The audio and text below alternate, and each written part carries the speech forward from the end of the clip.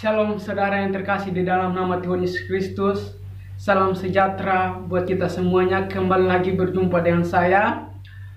Pada saat kesempatan ini kita bersyukur kita bisa bertemu atau kita bisa memiliki kekuatan yang baru, kesehatan yang Tuhan berikan dalam kehidupan kita. Tuhan sudah menjaga dan memelihara kehidupan kita di tahun 2021 hingga kita ada di penghujung tahun ini, di bulan Desember ini. Semua karena anugerah yang daripada Tuhan. Dan pada kesempatan ini saya akan membawakan sharing firman Tuhan buat kita semuanya. Semoga dapat diberkati Tuhan dalam renungan firman Tuhan ini. Siapkanlah hatimu dan hati dengan tanah yang subur yang ditanami setiap firman Tuhan. Biarlah firman ini yang saya sampaikan menjadi kekuatan buat kita semuanya, untuk menjadi pedoman di hari-hari hidup kita ke depannya.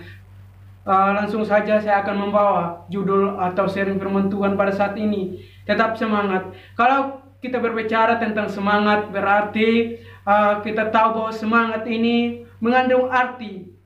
Di dalamnya adalah kegembiraan atau kegarahan. Orang yang bersemangat adalah mempunyai hati yang gembira. Dia tidak boleh lemah. Dia tetap semangat. Dapat memberikan kekuatan. Orang yang bersemangat adalah dapat memberikan kekuatan. Teman-teman saudara yang terkasih dalam nama Tuhan Yesus, karena kehidupan yang menjadi kehidupan kita yang menjadi nyata di dalam dunia ini harus memberikan semangat. Jangan boleh lemah. Orang yang lemah itu orang yang tidak memiliki jiwa yang semangat. Saya langsung ajak kita buka dalam firman Tuhan, Amsal 15 ayat yang ke-13. Demikian firman Tuhan, hati yang gembira membuat muka berseri-seri, tetapi kepedihan hati mematahkan semangat. Teman-teman yang terkasih di dalam nama Tuhan Yesus Kristus, ketika kita mau menghadapi tahun baru ini, kita harus memberikan kehidupan kita dengan hati kita dengan berseri-seri, dengan tidak bersungut-sungut, dengan mempunyai gairah yang baru, dan memiliki semangat otoritas yang baru yang berasal dari Tuhan sendiri. Itulah bukti kita bahwa kita orang yang memiliki jiwa yang pemenang, tidak boleh lemah. Orang yang saya katakan dalam firman Tuhan ini, hati yang gembira membuat muka berseri-seri. Milikilah hati yang gembira, karena dari hati gembira memberikan semangat. Selanjutnya dalam ayat firman Tuhan berhubungan dengan tema semangat ini dalam Amsal 17 ayat 22. Amsal 17 ayat 22 firman Tuhan berkata,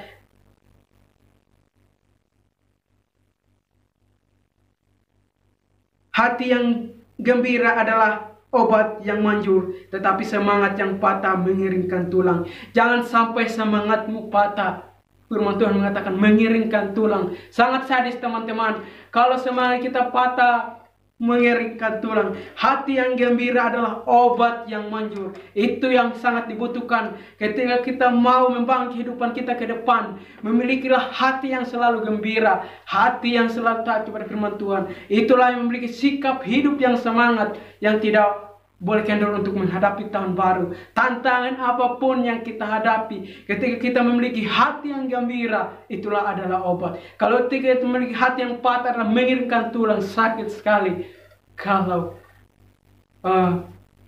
semangat kita patah. Jadi selanjutnya yang saya bawakan firman Tuhan tentang tema firman Tuhan semangat adalah apa yang bisa mendorong kita untuk bersemangat. Ini pertanyaan bagi kita. Dan poin yang saya bawakan yang pertama adalah karena Allah ingin menjadikan kita orang yang sukses. Kalau kita memiliki semangat, Allah turut bekerja dalam kehidupan kita. Tuhan merancangkan kehidupan kita, menjadikan kita sukses. Tuhan merancangkan hal demikian karena Allah baik bagi kita. Dia menciptakan kita sejak dulunya, merancangkan kita bukan tidak sukses. Setiap menciptakan orang itu memiliki kehidupan yang sukses. Jangan patah semangat. Jangan lihat sebelah kiri kananmu kalau mereka sudah sukses sekarang. Tetapi percaya, Tuhan sudah mengatur semuanya. Tuhan pasti membawa kita menjadi orang yang sukses. Ini firman Tuhan yang menjanjikan kehidupan kita untuk menjadi orang yang sukses. Di dalam Yeremia 29 ayat 11, Yeremia 29 ayat yang ke-11. Saya akan membacakan firman Tuhan demikian, sebab aku ini mengetahui rencangan-rencangan apa yang ada padaku mengenai kamu. Demikianlah firman Tuhan, yaitu rencangan damai sejahtera dan bukan rencangan kecelakaan, untuk memberikan kepadamu hari depan yang penuh pengharapan. Rencangan Tuhan itu rencangan masa depan yang penuh harapan. Tuhan tidak merancangkan kita untuk celaka. Makanya saya katakan, karena Allah ingin menjadikan kita orang yang sukses. Orang yang sukses ketika kita percaya bahwa janji firman Tuhan ini yang dikatakan oleh Yeremia 29:11. Tuhan memberikan kita rancangan masa depan yang penuh pengharapan. Jangan takut, jangan bimbang bahwa masa depanmu Tuhan sudah tentukan. Yang penting harus engkau memiliki jiwa yang semangat. Jangan engkau lemah. Karena di dalam firman Tuhan tadi saya sudah katakan, hati yang gembira memiliki hati yang gembira. Dan poin yang kedua yang saya akan bawakan buat kita saat ini adalah karena Allah turut bekerja dalam segala perkara. Dalam Roma 8 ayat 28. Demikian firman Tuhan bunyinya.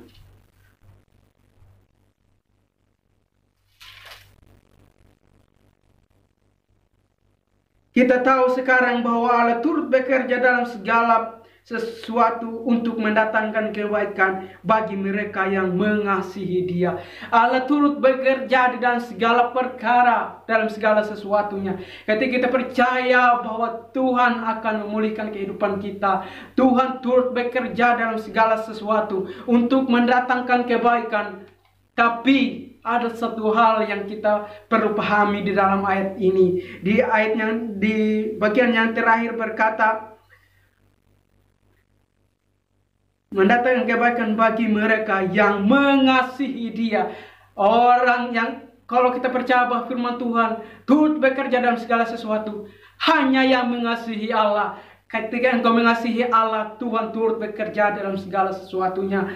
Ketika kita percaya bahwa Tuhan sanggup memulihkan kehidupan kita, percaya engkau harus mengasihi Tuhan. Itulah salah satu syaratnya untuk Allah bisa bekerja dalam kehidupan kita. Setiap orang percaya. Ketika saya katakan tadi, Tuhan merancangkan masa depan kita, Tuhan juga bekerja dalam segala sesuatunya, asalkan engkau mengasihi Tuhan. Dan poin yang ketiga adalah karena Allah tidak pernah bekerja setengah-setengah. Kenapa saya katakan demikian?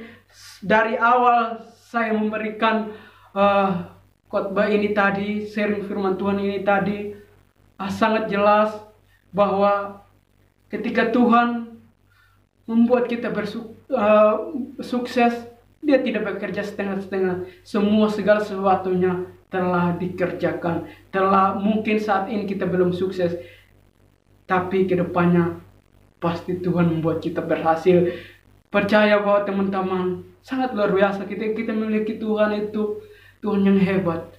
Dia sejak dalam kandungan kita, Tuhan sudah merancangkan kita. Ngapain kita harus takut dengan kehidupan ini? Apalagi yang kita hadapi ke depannya ini di tahun 2022. Percaya Tuhan turut bekerja di dalamnya. Yang asalkan mengasihi Allah dengan sungguh-sungguh, dengan hati yang gembira, dengan penuh syukur kepada Tuhan. Ketika kita menghadapi tahun depan, milikilah semangat, milikilah jiwa yang kuat, jiwa yang kokoh, iman dan pengharapan kepada Yesus Kristus tidak boleh kendor. Yang selanjutnya adalah firman Tuhan yang poin yang keempat adalah karena hanya oleh firman masalah akan terselesaikan. Hanya firmanlah yang membuat masalah akan terselesaikan. Ketika engkau berpegang teguh akan kebenaran firman Tuhan, ketika engkau merenungkan firman Tuhan, ketika engkau mendoakan, ketika engkau tanamkan firman itu dalam hidupmu, ketika engkau merenungkan firman itulah yang mengubahkan kehidupanmu. Jangan sampai teman-teman engkau saat-saat ini abaikan firman Tuhan. Saat-saat ini di musim COVID-19, saatnya kita lebih dekat lagi kepada Tuhan. Kita merenungkan firman Tuhan secara pribadi dengan Tuhan. Jangan sampai imanmu dilemahkan. Karena hanya oleh firman masalah akan diselesaikan. Hanya oleh firman kita mendapat kekuatan yang baru. Masalah boleh ada, tantangan boleh ada. Hanya ketika engkau membaca firman Tuhan, ketika engkau mendoakan, firman itu akan mengubahkan kehidupanmu. Engkau saat ini yang lemah, engkau baca firman Tuhan, Tuhan akan menguatkanmu. Tuhan menyembuhkanmu. Saya percaya Tuhan tidak bekerja setengah-setengah.